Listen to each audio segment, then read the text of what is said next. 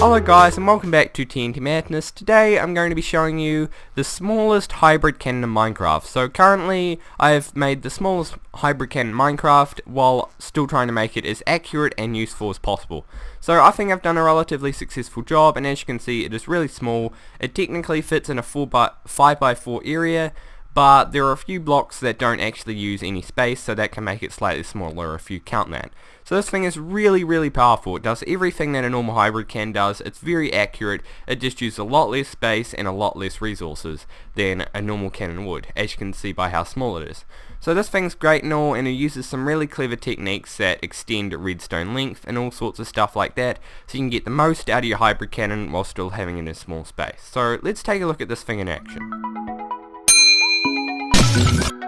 So what we have here is our water wall, which is also a squid farm for some odd reason, and over here we've got our cannon. So if we go over to here and press the button, we can see TNT gets dispensed, and then more TNT and sand gets pushed down, and then it fires over here and then creates a hole in the wall like a normal hybrid cannon would. But as you can see, the major thing about this is it's a lot smaller, a lot more compact, but does the same thing and does a whole lot of damage while still being very accurate. So there are quite a few problems when working in a small space like this, because one, you have to try and make sure you don't power everything or bud power anything. So that's why this extends out one block past it instead of being here, and that's why there's some really weird things going on here. So we have the button here, which goes off and activates this redstone, which activates all the dispensers, because the button's powering this dispenser, the redstone goes over this one, and that activates this dispenser, followed by this one, but doesn't activate the one on top of it because there is no redstone actually going into it, while this redstone torch actually does. And that redstone torch gets powered, or repowered, when this turns off. So that's 15 ticks after it actually turns off, this will turn on. And then what happens is we have got a delay that goes all the way around here, which is 16 ticks, which goes into here, which adds a further 15 ticks, and then we go up here, which adds another 4. And also we have the extra delay for when it has to retract and then repush. So this creates a really long delay, which creates the perfect amount of timing for it to actually fall down to this height block without being too huge. Also, normally you'd have to have like 10 or 12 repeaters to get this, but the combination of using the redstone torch and this being slightly higher, and the fact that it's extended instead of being retracted to start with, creates just the huge delay that allows it to be so small. So what's happening here is, instead of using a slab, we have used a fence with a pressure plate on top, just because it gives you slightly more height than a slab. Slabs are really useful for bigger cannons, but for something like this, you want to get the most power possible while using the least amount of TNT. So this does a much better job than a slab does, because you get a lot more distance, as you can see we did earlier with the water wall. So then we just have the thing on top, which just lines up with these two slabs. The reason these slabs are here is just to keep it aligned, because if we didn't have this here, then it would flow to one side or the other, and then it wouldn't be as accurate, so that's not fun. And we have this slab at the very top, so it acts like a barrel, so that way the sand doesn't just shoot straight up. It hits it and it flies straight along. So that's the only reason we have these slabs here, is it creates a really thin barrel. So anyway, now onto the tutorial.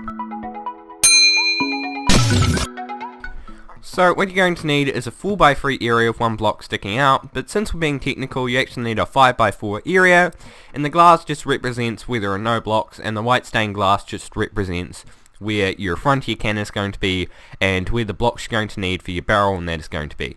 So anyway, you're going to need some building blocks, 4 redstone, 5 redstone repeaters, 2 redstone torches, 4 dispensers, a piston, a water source block, a fence, pressure plate, wooden button, some sand, and some TNT. So what we're going to be doing is building the front of the cannon. So the first thing you want to do is place down dispensers around you like so. Then you want to destroy this block here, place your fence with a pressure plate on top. Then you can place your water on the front here, and then come up to the very top and place a dispenser facing upwards like this. Now you just want to get some blocks to cover it around the side, and go up 2 blocks and place a block up there, so you now have your barrel. Next thing you want to do is come around the back and place down a piston like so, and that should be...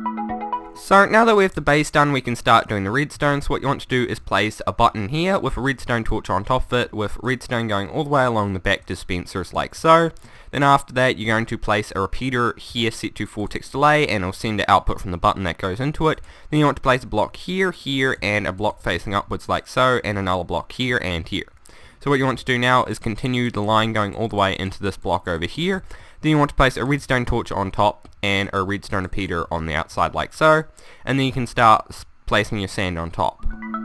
So one small mistake, you actually don't need these blocks here, you need them one higher for the barrel to actually work. So all you have to do now is put sand on top of the piston like so, and then fill up all your dispensers, all 4 of them with TNT, and then you got yourself a working hybrid can. So if we press the button, we can see it works all fine and good, and it works really well. And now you got yourself a working and really small hybrid cannon, and this is very useful when you need to fit it into a really small space. That's the really optimal time to use it. It's not actually the cheapest cannon because we've got the poor man's hybrid cannon, but it's very good if you have a small area. But anyway, I hope you guys did enjoy this video. If you did, please leave a like. If you really liked it, then hit that subscribe button. But anyway, goodbye from TNT Madness.